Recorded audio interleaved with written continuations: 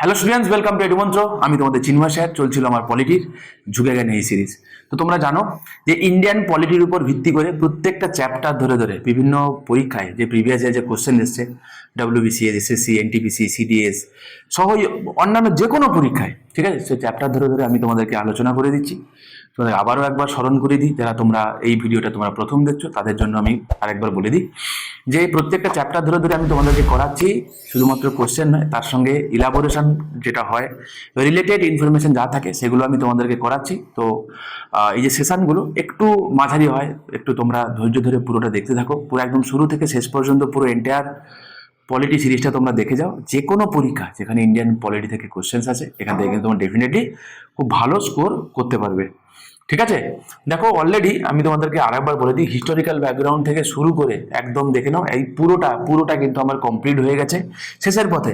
তো এখন important article, part এবং শিডিউলের উপরে গুরুত্বপূর্ণ 140খানা কোশ্চেন, যেগুলো অলরেডি হাই ভোল্টেজ কোশ্চেন আমি তোমাদের সঙ্গে আমি শেয়ার করছি, সেগুলোকে মানে ইলাবোরেটলি আমি ডিসকাস করে দিচ্ছি, যাতে এখান থেকে কোশ্চেন এলে তোমরা আরামসে পারো। শুধুমাত্র আর্টিকেল, পার্ট এবং শিডিউলের আগের দিন দেখো আমি ইম্পর্টেন্ট অ্যামেন্ডমেন্টের উপরেও কিন্তু ইম্পর্টেন্ট যে এমসিকিউগুলো আমি করিয়ে দিয়েছি। প্লাস তোমাদের ডাব্লিউবিসিএস এর মেন্সের আগে আমি তোমাদেরকে ইম্পর্টেন্ট অ্যামেন্ডমেন্ট করিয়েছিলাম, ইম্পর্টেন্ট ডক্ট্রিন করিয়েছি, ইম্পর্টেন্ট কেসেস করিয়ে দিয়েছি। পুরো এন্টায়ার প্যাকেজটা কিন্তু তোমাদের আছে, রইল ইউটিউবেই, তোমরা অবশ্যই একটা একটা করে দেখে নাও। ইন্ডিয়ান পলিটির জন্য কিন্তু তোমাদের এটা কিন্তু একটা মাখন, ঠিক আছে। তোমরা পরীক্ষা দিতে যাবে, পুরো এন্টায়ার কোর্সটা দেখে যাও, কোশ্চেন কমন পেতে বাধ্য, আসবেই আসবে, ঠিক আছে। তো একবার দেখে দেখো, শুধু বললে বালি বাদ নেই আর কি, একবার দেখে যাও। একটা কথা তোমাদেরকে যাওয়ার আগে বলে দিই যে আমাদের ডাব্লিউবিসিএস এর প্রিলিমিনারি দিকে টার্গেট রেখে আমাদের 16খানা সাবজেক্ট ভিত্তিক মক হচ্ছে এবং 10খানা ফুল লেন্থ মক। ইন্ডিভিজুয়ালি তোমরা যদি মকগুলো পারচেস করো তাহলে 299 করে পড়ে, ঠিক আছে। কিন্তু তোমরা যদি অ্যাট এ টাইম যদি দুটো একসঙ্গে তোমরা নিয়ে নাও এই পুজোর মধ্যে, তাহলে তোমরা সেটা মাত্র 499-এ তোমরা পেয়ে যাবে, ঠিক আছে। যথেষ্ট কোয়ালিটি মক, তোমরা যারা আগে আমাদের মক নিয়েছো তোমরা জানো। প্লাস তোমরা যারা জানো না তাদেরকে বলবো যে আমাদের স্যাম্পেলের জন্য তোমরা এই যে নাম্বার দেওয়া আছে, ঠিক আছে, তোমরা চাইলে কন্ট্যাক্ট করতে পারো, নিয়ে তোমরা দিয়ে দেখো, ঠিক আছে। আশা করি আমাদের মক দিয়ে তোমার একটা স্ট্যান্ডার্ড কিন্তু তৈরি হবে। তাহলে একটা কথা বলে দিই, ডাব্লিউবিসিএস এর সাথে সাথে পিএসসি মিসলেনিয়াস এর, ওকে, আমাদের মেন্সের জন্য নতুন ব্যাচ পুজোর পরে শুরু হবে। তোমরা যদি কেউ চাও নিজেকে এনরোল করাতে পারো, ঠিক আছে। চলো শুরু করি। আচ্ছা, আগের দিন আমি তোমাদের 60 পর্যন্ত করিয়েছিলাম। এটা আমি তোমাদের বলেছিলাম যে প্রত্যেকটা ভিডিওতে 20টা করে থাকবে। প্রথম দিন 20টা করালাম, তারপর দিন 20টা, আজকের আবার দেখো তোমাদের হচ্ছে 3টে হয়ে গেছে, 4 নম্বর সিরিজ আমার, ওকে। তো এখানে 61 থেকে শুরু করে 80 পর্যন্ত আমরা দেখবো, ঠিক আছে। এরকম করে করে আমি তোমাদের পুরোটা করাবো, মানে পুরোটা দেখতে থাকো। মানে একদিন যদি করাই আমি 140টা, তোমরা নিতে পারবে না, কারণ আমি একটু ইলাবোরেশনে আমি একটু পড়াই, তোমরা জানো।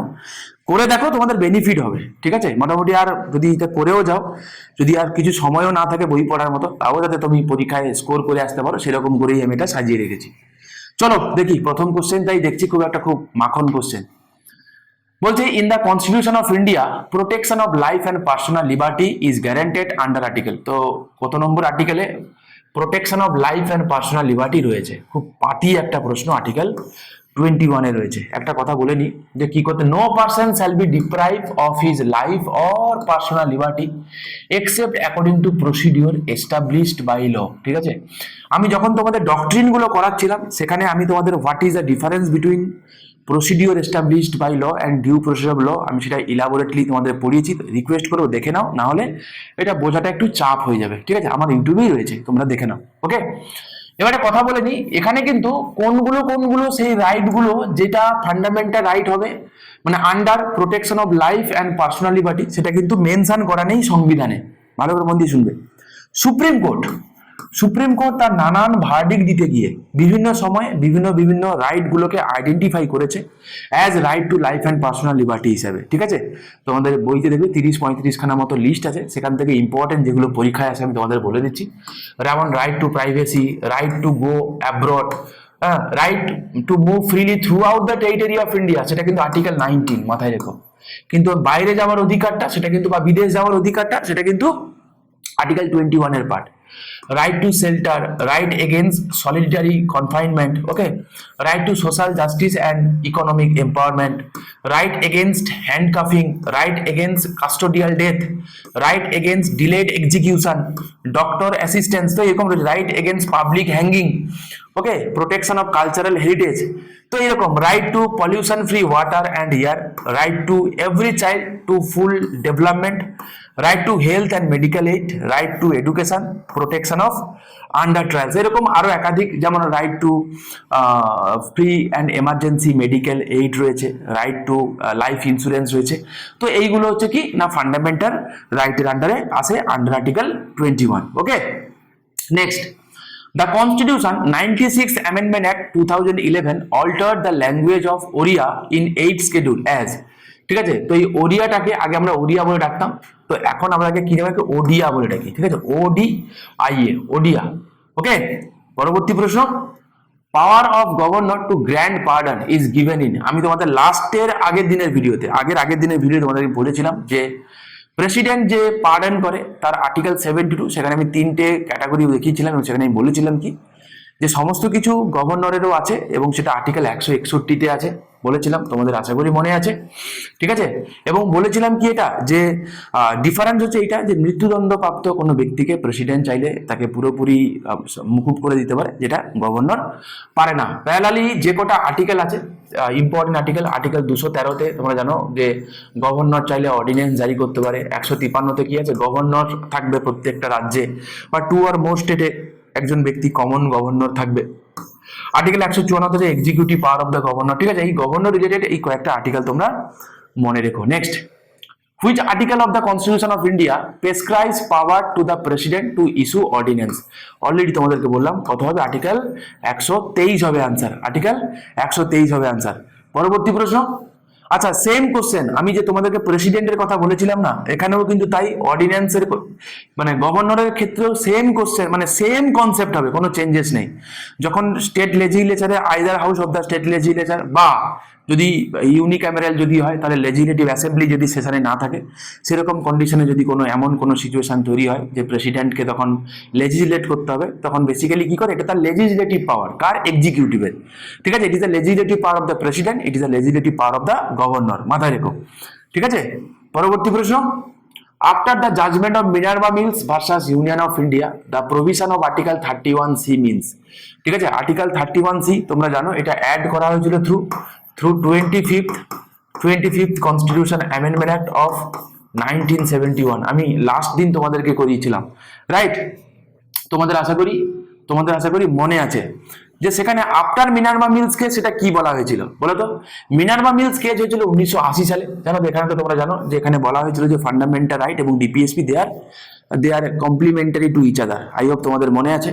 এবং সেখানে আরেকটা কথা বলা হয়েছিল কি, যে সুপ্রিম কোর্ট তখন বলেছিল ইনভ্যালিডেটেড আর্টিকেল 368 ক্লজ 4 এবং clause 5 as curtail judicial review which is a basic feature of the constitution. Basically বলা হয়েছিল কি যে কনস্টিটিউশনাল অ্যামেন্ডমেন্ট অ্যাক্ট করে যদি কিছু করা যায় তো সেটা কোর্টে যাওয়া যাবে না, তো সেটাকে কার্টেল করা হয়েছিল। Thus present fundamental rights can be amended to the extent that they do not form part of basic structure, তো বলছে কি যে ফান্ডামেন্টাল রাইটকে তুমি অ্যামেন্ড করো, কোনো চাপ নেই, ফান্ডামেন্টাল রাইটকে তুমি অ্যামেন্ড করো, কোনো চাপ নেই, যেন বেসিক স্ট্রাকচারকে যেন কোনোভাবে সেটা ভায়োলেট না করে, ঠিক আছে। The directive principal contain in article 39B and C supersede fundamental rights, তো কি বলা হয়েছিল যে আর্টিকেল 39 বি এবং সি কে ইমপ্লিমেন্ট করতে গিয়ে যদি ফান্ডামেন্টাল রাইটের কোনো কিছু সুপারসিড করতে পারে, কোনো চাপ নেই, ঠিক আছে, কিন্তু দেখতে হবে সেটা যেন বেসিক স্ট্রাকচারকে যেন কোনোভাবে ভায়োলেট না করে। তাহলে আনসার কি হবে বলো, all directive principles supersede fundamental rights, no directive principle can supersede the fundamental rights, তাহলে the directive principle contained in article 13BC supersede fundamental rights, কি হবে answer D will be the right answer. 2017 সালের মেন্সের প্রশ্ন, যারা Minerva mills কেসের কথা পড়তে যাও অলরেডি আমি ইম্পর্টেন্ট কেস জাজমেন্ট দিয়ে রেখেছি, তোমরা দেখে নাও, সেখানে ইলাবোরেটলি আলোচনা করা আছে। Which article of the constitution provides for the appointment of comptroller and auditor general, তো ক্যাগের কথা কত নম্বর আর্টিকেলে রয়েছে দেখো, পার্ট 5 এ ইউনিয়ন এক্সিকিউটিভ, ইউনিয়ন লেজিসলেচার, তারপরে কি আছে ইউনিয়ন এক্সিকিউটিভ, ইউনিয়ন লেজিসলেচার, তারপরে আছে অর্ডিন্যান্স মেকিং পাওয়ার রয়েছে, তারপরে দেখতে পাবো সুপ্রিম কোর্টের কথা আছে, তারপরে দেখতে পাবো কি ক্যাগের কথা আছে, এই তো আছে দা ইউনিয়নের দ্য ইউনিয়নের যে কটা চ্যাপ্টার আছে এইগুলোই তো রয়েছে। এক সেকেন্ড দাঁড়াও তো,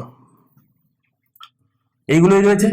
ইউনিয়ন এক্সিকিউটিভ কথা মানে আর্টিকেল 52 থেকে শুরু করে আর্টিকেল 78 পর্যন্ত সবাই ইউনিয়ন এক্সিকিউটিভের পার্ট। ইউনিয়ন লেজিসলেচার মানে আর্টিকেল 79 থেকে শুরু করে আর্টিকেল 122। অর্ডিন্যান্স মানে আর্টিকেল 123। সুপ্রিম কোর্টের কথা আছে কত না, আর্টিকেল 124 থেকে আর্টিকেল 147। আর ক্যাগের কথা আছে আর্টিকেল 148 থেকে আর্টিকেল 151 পর্যন্ত। তাহলে কোন চ্যাপ্টার রয়েছে? Chapter 1, chapter 2, chapter 3, chapter 4, chapter 5 এ। তাহলে পার্ট 5 এর চ্যাপ্টার 5 এ কি রয়েছে? ক্যাগের কথা বলেছে। তাহলে এখানে কোশ্চেন কি ছিল? এখানে কোশ্চেন কি ছিল? Which article of the constitution provide, কোন আর্টিকেলে রয়েছে? এত কঠিন কোশ্চেনও জানতে চাইনি কোন আর্টিকেলে রয়েছে, আনসার কি হবে? আর্টিকেল 148। কোন চ্যাপ্টার রয়েছে জানতে চাইতো? তাহলে চ্যাপ্টার 5 এ রয়েছে। চ্যাপ্টার 4 এ রয়েছে কি? Supreme court. চ্যাপ্টার 3 তে রয়েছে কি? Ordinance making power of the president. Chapter 2 তে ইউনিয়ন লেজিসলেচার, যার মধ্যে আর্টিকেল 79 এ মানে কম্পোজিশন অফ পার্লামেন্টের কথা আছে। আর ইউনিয়ন এক্সিকিউটিভ কি 52 থেকে 78, ঠিক আছে, মাথায় রেখো। আর ডিউটি অফ দ্য ক্যাগের কথা আছে আর্টিকেল 149 এ, power and duty. Okay, next, duties and power of the computer and auditor general. আমি অলরেডি তোমাদেরকে আগেরটাই বললাম, আনসার কি হবে তাহলে? এটা article 149 will be the right answer. Next question, which of the following articles describe a person voluntarily acquire citizenship of a foreign state not to be a citizen? দেখো, আমরা তো সিঙ্গেল সিটিজেনশিপে বিশ্বাস করি, আমরা পড়েওছি যে যদি কোনো ব্যক্তি অন্য কোনো দেশে যদি সিটিজেনশিপ নিয়ে যায় তাহলে তিনি আর আমাদের দেশে সিটিজেনশিপ মানে তারা থাকবে না সিটিজেনশিপ। তো এটা আর্টিকেল কত আছে? আর্টিকেল 9 আছে, ঠিক আছে। আর্টিকেল 5 এ কি আছে বলো তো? Citizenship at the commencement of the constitution, right. Article 7 এ কি আছে বলছে? রিভার্স মাইগ্রেশন, ইন্ডিয়াতে ছিল, পাকিস্তানে গেছিল, আবার ইন্ডিয়াতে এসছে।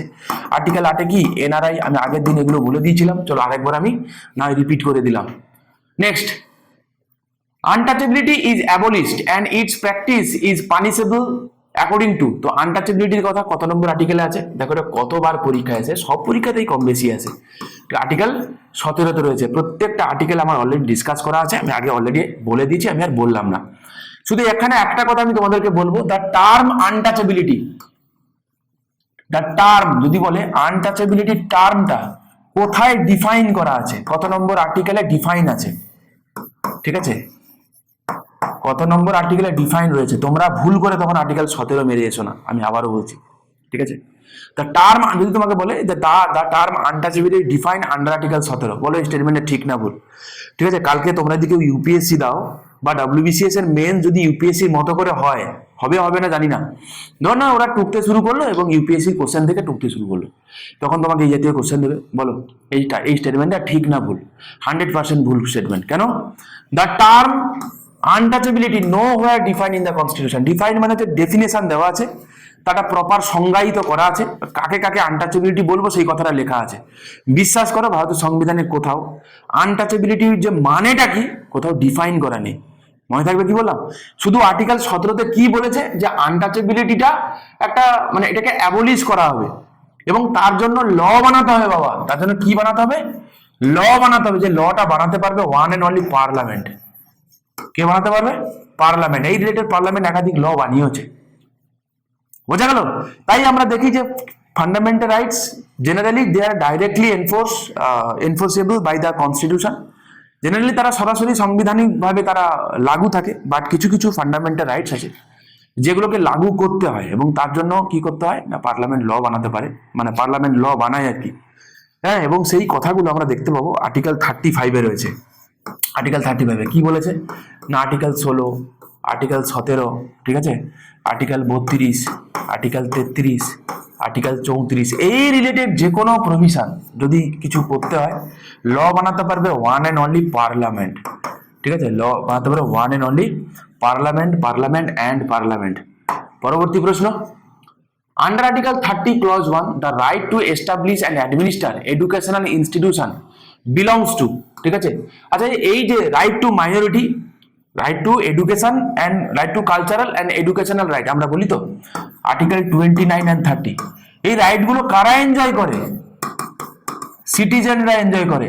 আচ্ছা, একটা কথা বলি, যে কোনো সিটিজেন কি পায়? বলছে না, যে কোনো সিটিজেন পায় না। কিরকম সিটিজেন হতে হবে না? তারা মাইনরিটি সিটিজেন হতে হবে। কোন রকম টাইপের মাইনরিটি? জেসে মাইনরিটি হলে আবার হবে না, বলা হয়েছে এখানে linguistic minority linguistic minority plus religious minority, linguistic এবং রিলিজিয়াস মাইনরিটি হতে হবে। তাহলে কি শুধু নাগরিক হলে আবার হবে না, সেই নাগরিক আবার লিঙ্গুইস্টিক এবং রিলিজিয়াস মাইনরিটি কমিউনিটি থেকে হতে হবে, তবেই তারা এনজয় করবে। ঠিক আছে, এবার কোশ্চেন কি বলেছে দেখা যাক, কোশ্চেন কি বলে দেখা যাক। এখানে বলেছে কি, তাহলে কারা এনজয় করবে বলো? অল সিটিজেন্স না, অল পিপল না, religious and linguistic minorities 100% sure. হ্যাঁ, রিলিজিয়াস এবং লিঙ্গুইস্টিক মাইনরিটি, এই কারণেই তো বলি যে fundamental rights they are qualified in nature, এমনি এমনি বলে, কারণ সবকটা ফান্ডামেন্টাল রাইট সবাই এনজয় করে না। ঠিক আছে, কারণ এখানে আমরা কি করছি না, ক্ষেত্র বিশেষে এখানে কিন্তু ডিফারেন্সিয়েট আছে, কেউ পায় শুধুমাত্র মহিলারা পায়, কিছু চিলড্রেনরা পায়, এরকম ভাগ আছে, ঠিক কি না? Next, article 23 of the constitution does not prohibit. তো বলছে আর্টিকেল 23 কোনটা প্রহিবিট করে না, কোনটা বারণ করে না। আচ্ছা, আর্টিকেল 23 দুখানা ক্লজ আছে, একবার তোমাদের বলে দিই। ক্লজ 23 ক্লজ মানে এটা বলে prohibition of traffic in human beings and force labour. মানুষ কি কমোডিটি নয়, তো মানুষকে কেনা বেচা করা যাবে না, তাকে বেকার খাটানো যাবে না, ফোর্স লেবার মানে বেকার লেবার খাটানো তাকে যাবে না, ঠিক আছে, ফোর্স লেবার। কিন্তু সেখানে ক্লজ 2 তে একটা কথা বলা আছে, এ জাস্ট এক্সেপশন। কি বলেছে বলো তো, ভালো করে শোনো। Nothing in this article shall prevent the state, কাকে বলেছে? Prevent the state, mind it, from imposing compulsory service for public purposes, and in composing such service the state shall not make any discrimination on grounds only of religion, race, caste or class or any of them। মানে কি বলেছে? বলছে state চাইলে, ঠিক আছে, public পারপাসের জন্য compulsory কিছু service কি করতে পারে না, সার্ভিস করার জন্য বা সার্ভিস করিয়ে নিতে পারে, তার জন্য কোনো পেমেন্ট নাও করতে পারে স্টেট। তখন বলা যাবে না যে আমাকে বেগার খাটিয়ে নিল, ঠিক আছে। কিন্তু সেই কাজটা করার সময় স্টেট এই জিনিসটা মাথায় রাখবে না যে কোন ধর্মের, কোন জাতের, কোন বর্ণের, কোন ক্লাসের, ঠিক আছে, এইগুলো যেন না করে। তাহলে বলো কি হবে বলেছে, তাহলে ডাজ নট প্রহিবিট, তাহলে কি হবে? Compulsory service for public purposes.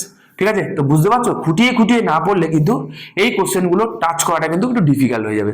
ঠিক আছে, আমি তোমাদের করিয়ে দিচ্ছি, চাপ নেই, এর থেকে ডিটেলস কোশ্চেন তোমায় জিজ্ঞাসা করবে না। Now next, under article 321 of constitution the power to extend function of the Union Public Service Commission has been vested in the, দেখো কি বলেছে, ইউপিএসসির কথা বলেছে, তো পার্ট 14 রয়েছে, চ্যাপ্টার 2 রয়েছে, রাইট? পার্ট 14 রয়েছে, চ্যাপ্টার 2 রয়েছে। হ্যাঁ, ইউপিএসসি মানে পাবলিক সার্ভিস কমিশন গুলোর কথা রয়েছে। Who can extend the function of UPSC? It is a parliament of India, মাথায় রেখো, parliament can extend the function of UPSC. ভয়ঙ্কর লেভেলে ইম্পর্টেন্ট পরীক্ষা কিন্তু গ্যারান্টি অলরেডি এসেছে, আসবে আবার, অলরেডি এসে গেছে, ঠিক আছে। এবার ইউপিএসসি কি কনসিস্ট অফ চেয়ারম্যান, একজন চেয়ারম্যান থাকে প্লাস আদার কজন মেম্বার থাকবে। ভালো করে শোনো, একজন তো চেয়ারম্যান থাকবে প্লাস আদার কজন মেম্বার থাকবে, সেটা ডিসাইড করবে কে? প্রেসিডেন্ট। ঠিক আছে, ডিসাইড করবে কে? প্রেসিডেন্ট। আমি এগুলো সমস্ত কিছু তোমাদেরকে করিয়ে রেখেছি। কনস্টিটিউশনাল নন কনস্টিটিউশনাল বডি রিলেটেড যে এমসিকিউ আছে ওখানে গিয়ে দেখো, এভরিথিং সেখানে কভার করা আছে। ঠিক আছে, the conditions of service determined by the president, এই হচ্ছে গন্ডগোল। দেখো, পার্লামেন্ট তাদের কি করতে পারে, তাদের যে জুরিডিকশনটা বাড়াতে পারে, ঠিক আছে, তাদের পাওয়ারটা এক্সটেন্ড করতে পারে, বাট সার্ভিস কন্ডিশন কে ডিসাইড করবে? সার্ভিস কন্ডিশন ডিসাইড করবে one and only, it is a president of India. ঠিক আছে, চেয়ারম্যান এবং আদার মেম্বার যারা আছে তারা হোল্ড অফিস কি 6 year or 65 years, which ever is earlier. ঠিক আছে, এবং তারা যদি কখনো চায় রিজাইন করবে, তো তারা রিজাইন করবে কাকে? প্রেসিডেন্টকে রিজাইন করবে। ঠিক আছে, প্রেসিডেন্টকে রিজাইন করবে, মাথায় রেখো।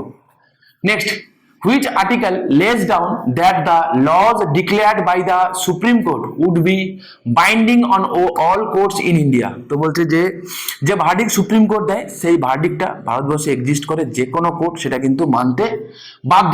এটা কোন আর্টিকেলে বলে সেটা জানতে চেয়েছে। দেখো, পাতি একটা মানে কোশ্চেন, খুবই পাতি একটা। বাকি কোশ্চেন তো তোমার জানো, আমি অলরেডি বলেছি। চলো, 131 আছে অরিজিনাল জুরিডিকশন, ঠিক তো? 143 কি অ্যাডভাইজারি জুরিডিকশন, তাহলে হবে না। এই দুটো তো হবে না। 141 আর 42 তোমরা জানো, 141 আছে কি decision of the Supreme Court of India binding all courts. ঝামেলা শেষ। আনসার কি হবে তাহলে? Article 141 will be the right answer. Next, article 227 of the Indian constitution deals with, দেখো আর্টিকেল 226ও ইম্পর্টেন্ট, তোমরা জানো রিট জুরিডিকশন অফ হাইকোর্ট আছে। আর আর্টিকেল 227 কি বলে, যে সাবঅর্ডিনেট কোর্ট গুলো যেগুলো আছে সেগুলোকে সুপারিনটেন্ডেন্স করার কাজ কার, হাইকোর্টের। ঠিক আছে, কার, হাইকোর্টে। তাহলে কি হবে, হাইকোর্টস পাওয়ার অফ সুপারিনটেন্ডেন্স, কাকে সুপারিনটেন্ডেন্ট করবে না, তার লোয়ার কোর্ট গুলোকে। ঠিক আছে, তাহলে A will be the right answer. Next question, which of the following provisions in part 3 of the constitution automatically becomes suspended on proclamation of emergency? এটা বোঝার আছে, এটা আমি আগে তোমাদের করিয়েছিলাম যখন ফান্ডামেন্টাল রাইট করেছিলাম এবং এমার্জেন্সি করিয়েছিলাম এমসিকিউ, আমি সেখানে তোমাদেরকে ডিটেলসে করিয়েছিলাম what is the difference between article 358 এবং আর্টিকেল 359। ঠিক আছে, বলেছিলাম, যদি ভুলে গিয়ে থাকো চলো আমি আরেকবার না হয় বলে দিচ্ছি, না ছোট্ট করে বলে দিচ্ছি, চুপটি করে মন দিয়ে শোনো। তো বলেছে কি, যদি আর্টিকেল 352 তে কি আছে না, ন্যাশনাল এমার্জেন্সি আছে। ঠিক, basically the term national emergency কোথাও লেখা নেই, লেখা আছে প্রোক্লেমেশন অফ এমার্জেন্সি। তিনটে গ্রাউন্ডে প্রোক্লেম করা যায়, তিনটে গ্রাউন্ডে প্রোক্লেম করা যায়, একটা হচ্ছে ওয়ার, একটা হচ্ছে এক্সটার্নাল অ্যাগ্রেশন, একটা হচ্ছে আর্মড রিবেলিয়ন। ঠিক আছে, কি বললাম, ওয়ার, ওয়ার, এক্সটার্নাল অ্যাগ্রেশন এবং আর্মড রিবেলিয়ন। ওয়ার কাকে বলে, যদি যদি দুটো দেশ আছে এ এবং বি, হ্যাঁ, এ এবং বি একে অপরের সাথে উইথ আর্মস তারা অ্যাটাক করছে। ঠিক আছে, উইথ আর্মস, ওকে, এরকম বোম ফেলছে, এরকম উইথ আর্মস অ্যাটাক করছে, তাহলে তাকে বলবো ওয়ার। যদি এরকম হয় যে এ বি কে অ্যাটাক করেছে উইথ আর্মস, কিন্তু বি কিন্তু উইথ আর্মস অ্যাটাক করেনি, বোঝা গেল, বি কিন্তু অ্যাটাক করেনি, বি কে এ অ্যাটাক করেছে উইথ আর্মস, বি কিন্তু রিমেইন স্টেবল, চুপচাপ আছে, তাহলে কি বলবো না, বির ক্ষেত্রে সেটাকে বলবো কি এক্সটার্নাল অ্যাগ্রেশন হয়েছে, বোঝা গেল। আর আর্মড রিবেলিয়ন কাকে বলে না, উইদিন দ্য টেরিটরি, আমাদের দেশের কথা বলছি, দেশের মধ্যে যদি সশস্ত্র উইথ আর্মস যদি রিবেল যদি হয়, বিদ্রোহ হয়, তাহলে তাকে আমরা বলবো কি আর্মড রিবেলিয়ন। তিনটে কথা এই কারণে বললাম, এখান থেকে বুঝতে পারছো যে এই দুটো যে গ্রাউন্ড সেটা এক্সটার্নাল গ্রাউন্ড, তাই একে আমরা বলি এক্সটার্নাল এমার্জেন্সি। ঠিক আছে, আর এটাকে আমরা বলি কি ইন্টারনাল এমার্জেন্সি। ঠিক আছে, ইন্টারনাল, ইন্টারনাল এমার্জেন্সি, ওকে, ইন্টারনাল এমার্জেন্সি, বোঝা গেল কি বললাম। এবারে গল্পটা শোনো, এখানে কি বলেছে, which of the following provision in part 3 of the constitution automatically becomes suspended on proclamation of emergency, মানে কি, মানে ন্যাশনাল এমার্জেন্সি, মানে আর্টিকেল 352, হ্যাঁ আর্টিকেল 352, आर्टिकल 352 কিন্তু বলেছে অটোমেটিক্যালি সাসপেন্ড হবে। কাহিনী মে এখানে টুইস্ট আছে, কি টুইস্ট আছে না, যদি ন্যাশনাল এমার্জেন্সি এক্সটার্নাল এমার্জেন্সি গত কারণে জারি হয়, ঠিক আছে, ওয়ার বা এক্সটার্নাল অ্যাগ্রেশন, মন দিয়ে শুনবে, তাহলে আর্টিকেল 358 অটোমেটিক্যালি জারি হয়। কি বললাম, আর্টিকেল 358 অটোমেটিক্যালি জারি হয়, যেটা তোমাকে পরীক্ষায় জানতে চেয়েছে। যেইটা যেইটা কি করে, ধরো যেইটা কি করে, ধরো মুছে দিই, আর্টিকেল 358 যেইটা কি করে অটোমেটিক্যালি আর্টিকেল 19 অনলি কি করে, কমপ্লিটলি সাসপেন্ড করে, কমপ্লিটলি সাসপেন্ড করে, বোঝা গেল। তাহলে আমাকে বলো, এখানে যে এখানে যেটা দিয়েছে, এখানে দিয়েছে এটা কি বলেছে, বলছে অটোমেটিক্যালি সাসপেন্ড হবে, তাহলে আনসার কি হবে, তাহলে আর্টিকেল 19 হবে। খুব ভালো কোশ্চেন ছিল, খুব ভালো কোশ্চেন ছিল এই কোশ্চেনটা, ঠিক আছে। আচ্ছা, রিমেনিং গুলোর কথা বলে দিই, যদি যদি অন্য কোনো ফান্ডামেন্টাল রাইট যেগুলো আছে, আর্টিকেল 20 এবং 21 তুমি ছেড়ে দাও, এগুলো তো কখনো সাসপেন্ড হবেই না, ছেড়ে দাও, ঠিক আছে। রিমেনিং যে কটা ফান্ডামেন্টাল রাইট আছে সেগুলোর এনফোর্সমেন্টকে সাসপেন্ড করা যেতে পারে, ঠিক আছে, এনফোর্সমেন্ট সাসপেন্ড করা যেতে পারে, সেটা সাসপেন্ড করতে পারবে কে, one and only president, one and only president under article 359, under article 359 enforcement suspend করতে পারে। মাথায় রেখো, এনফোর্সমেন্ট সাসপেন্ড মানে কি, মানে তুমি ফান্ডামেন্টাল তুমি এনজয় করো, কোনো চাপ নেই, ইফ ইন কেস যদি ভায়োলেট হয় তুমি কোর্টে যেতে পারবে না, সেটাকেই বলা হয় এনফোর্সমেন্ট সাসপেন্ড। ওকে, প্রেসিডেন্ট তার প্রেসিডেন্টাল অর্ডারে মেনশন করে দেবে কোন কোন ফান্ডামেন্টাল রাইটের এনফোর্সমেন্ট সাসপেন্ড হলো, তো সেইগুলো এনফোর্সমেন্ট সাসপেন্ড হয়ে যাবে। কত নম্বর আর্টিকেলে হয়, আর্টিকেল 359-এ। নেক্সট কনসেপ্টে আসো, এখানে আরেকটা কথা তোমাকে বলে নি, যদি যদি ন্যাশনাল এমার্জেন্সি জারি হয় ইন্টারনাল গত কারণে, মানে আর্মড রিবেলিয়ন গত কারণে, মন দিয়ে শুনবে, তাহলে তো আর্টিকেল 19 আর অটোমেটিক্যালি সাসপেন্ড হবে না, আমি কি বললাম, এক্সটার্নাল এমার্জেন্সি হলে অটোমেটিক্যালি হতো, যদি ইন্টারনাল এমার্জেন্সি কারণে যদি হয় তাহলে কি হয়, তাহলে তো আর্টিকেল 19 অটোমেটিক্যালি সাসপেন্ড হবে না, তা তখন আর্টিকেল 19 এর এনফোর্সমেন্টকে সাসপেন্ড করতে পারে প্রেসিডেন্ট থ্রু আর্টিকেল 359। বোঝা গেল কি বললাম? এই কথাগুলো তোমরা মনে রেখো, ঠিক আছে? আশা করি এইরকম আমি তোমাদের জন্য, দেখো আমি শুধু একা নয়, তোমাদের সন্দীপ স্যার, ঠিক আছে, বাংলা ম্যাডাম, তোমাদের প্রত্যেকেই তোমাদের জন্য যথেষ্ট মেহনত করে। তোমাদের যদি এগুলো যদি ভালো লাগে, যদি তোমাদের মনে হয় যে না এগুলো কাজে লাগছে, ঠিক আছে, সন্দীপ স্যার তোমাদের জিওগ্রাফি পড়ান যথেষ্ট, কেন খুব সুন্দর করে তোমাদেরকে পড়ান, ঠিক আছে? তোমরা চাইলে আমাদের চ্যানেলটাকে সাবস্ক্রাইব করতে পারো, লাইক করতে পারো, তোমরা কিন্তু কমেন্ট করো, যেটা হচ্ছে তোমরা কমেন্ট করো না, ঠিক আছে? কমেন্ট না করলে বুঝবো কি করে বলো তো? আর একটা কথা তোমাদেরকে আমি বলতে পারি, এইগুলো দেখে গেলে না, ছোটোখাটো যে পরীক্ষাগুলো তোমরা দাও, ছোটোখাটো যে কোনো পরীক্ষা, ক্ল্যারিক্যাল হোক, এনটিপিসি হোক, তারপরে তোমার হচ্ছে আমাদের মিসলেনিয়াস হোক, তারপরে হচ্ছে তোমার সামনে যে পরীক্ষাগুলো আছে ডাব্লিউবিসিএস এর প্রিলিমিনারি হোক, ওকে, ডাব্লিউবিসিএস প্রিলিমিনারি যদি ছোটোখাটো পরীক্ষা নয়, মানে যা আমি করাচ্ছি এগুলো মোর দেন সাফিসিয়েন্ট, আর কি বলবো, ঠিক আছে? যে পরীক্ষাগুলো তোমাদের কলকাতা পুলিশের এসআই হোক, কনস্টেবল হোক, ওয়েস্ট বেঙ্গল পুলিশের কনস্টেবল হোক বা এসআই হোক, এই জাতীয় যে কম্বাইন্ড লেভেলে যে পরীক্ষাগুলো যেগুলো হয়, আরামসে চোখ বন্ধ করে কোশ্চেন কমন পাবে, কোনো চাপ নেই, ঠিক আছে? পুরোটা ভালো করে দেখে যাও, ওকে? এই আচ্ছা, নেক্সট কোশ্চেন চলো। Provision relating to Union public service Commission and State public service Commission are contain in, বলো তো কোন চ্যাপ্টারে রয়েছে? আমি তোমাদের বলেছিলাম কি পার্ট 14 চ্যাপ্টার 2 তে রয়েছে, মনে আছে? পার্ট 14 চ্যাপ্টার 2 তে রয়েছে, ওকে, পার্ট 14 এর চ্যাপ্টার 2 তে রয়েছে। দেখো পার্ট 14 এর দুখানা চ্যাপ্টার আছে, চ্যাপ্টার 1 আছে সার্ভিসেস হুইচ ইনক্লুড আর্টিকেল 308 থেকে 314। দেখো তো চিনতে পারবে না এখানে 312 পড়ে কিনা, যে নতুন অল ইন্ডিয়া সার্ভিস যদি তৈরি হয়, আপাতত এখন মার্কেটে তিনখানা অল ইন্ডিয়া সার্ভিস আছে, কি কি? একটা হচ্ছে আইএএস, একটা হচ্ছে আইপিএস, একটা হচ্ছে আইএফএস, ঠিক আছে? এরপরে যদি নতুন কোনো অল ইন্ডিয়া সার্ভিস তৈরি করতে হয়, এটা বানাতে পারে রাজ্যসভা, সেটা আর্টিকেল 312-তে আছে, ওকে, তোমরা জানো। এবং 315-তে কি আছে না, পাবলিক সার্ভিস কমিশন আছে, দুটো, union public service commission plus SPSC, state public service commission, এই দুটোই রয়েছে আর্টিকেল 315-তে। Mind it, joint public service commission কিন্তু কোনো কনস্টিটিউশনাল বডি নয়, ঠিক আছে? কোনো কনস্টিটিউশনাল বডি নয়। পরবর্তী প্রশ্ন, which article provides for procedure in parliament with respect to estimates? তো এস্টিমেটস এর কথা কত নম্বর আর্টিকেলে বলে? দেখো দুই একটা কথা বলি, লাস্ট যে ইউপিএসসি প্রিলিমিনারি হয়ে গেল 2024 সালের কথা বলছি আমি, সেখানে এইটাই ছিল, ঠিক আছে? মানি বিল রিলেটেড দুই একটা কথা ছিল, উইথ আর্টিকেল দিয়ে দিয়েছিল, যে আর্টিকেল 109 স্পেশাল প্রসিডিওর মানি বিল রয়েছে, বলো ঠিক না ভুল? আরে 100% ঠিক, পরীক্ষা এসেছিল, ঠিক আছে? এবছর ইউপিএসসিতে ইন্ডিয়ান পলিটি থেকে প্রায় 16খানা মতো কোশ্চেন এসেছিল, আমি তোমাদের সলভ করে তোমাদের দিয়েও ছিলাম, যেখান থেকে দেখা গেল 14খানা কোশ্চেন সরাসরি ক্লাস থেকে, 14খানা করে ইউপিএসসির মতো পরীক্ষা, চারটি কিন্তু যেগুলো আমি তোমাদের করিয়েও ছিলাম, ঠিক আছে? ভালো করে দেখে যাও, তোমরা যারা সিরিয়াস এক্সপিরিয়েন্স যারা আছো তাদের কিন্তু অবভিয়াসলি বেনিফিটেড হবে, ওকে? বাকিটা তোমার ইচ্ছা। আর্টিকেল 110-এ কি বলে? ডেফিনেশন অফ মানি বিল তোমরা জানো আছে, আর্টিকেল 112-তে কি আছে? Annual financial statement. আর্টিকেল 113-তে কি আছে না, constitution of India deals with the procedure in parliament in respect of estimate, ঠিক আছে? তো কত কি খরচাপাতি হবে কি না হবে সেই রিলেটেড বিল, তো কত হবে?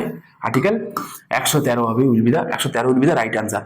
আর অ্যাপ্রোপ্রিয়েশন বিল ফাইনাল তাকে তো অ্যাপ্রুভ করাতে হবে from both the houses of the parliament. তো সেই অ্যাপ্রোপ্রিয়েশন বিল যতক্ষণ না পাস হচ্ছে ততক্ষণ পর্যন্ত কিন্তু টাকা পয়সা তোলা যায় না। সেই অ্যাপ্রোপ্রিয়েশন বিল রয়েছে আর্টিকেল 114-তে। চাই যে কটা আর্টিকেল আমি বললাম, 5খানা আর্টিকেল মাথায় রেখো, ঠিক আছে? আমি নিশ্চিত, ড্যাম শিওর, আমি একদম নিশ্চিত করে বলতে পারি, পুরো এন্টায়ার সিরিজটা তোমাকে বারবার করে বলছি, দেখে যাও। আশা করি তোমাদের যাদের আর্টিকেল রিলেটেড প্রবলেম থাকে, অ্যামেন্ডমেন্ট রিলেটেড প্রবলেম থাকে, এই ছোট ছোট জিনিস যেগুলো হয়, আশা করি প্রবলেম থাকবে না। আমি এত আর্টিকেল, এত রেফারেন্স দিয়ে তোমাদেরকে পড়াই যাই না, ঠিক আছে? চেষ্টা করি যতটা সম্ভব আমার তরফ থেকে বেস্টটুকু তোমাদেরকে দিতে, ঠিক আছে? চলো, Hindi in Devanagari script is the official language of union according to which article in the constitution? খুব পাতি কোশ্চেন তোমরা জানো, এটা হচ্ছে আর্টিকেল 343 ক্লজ 1 এ রয়েছে।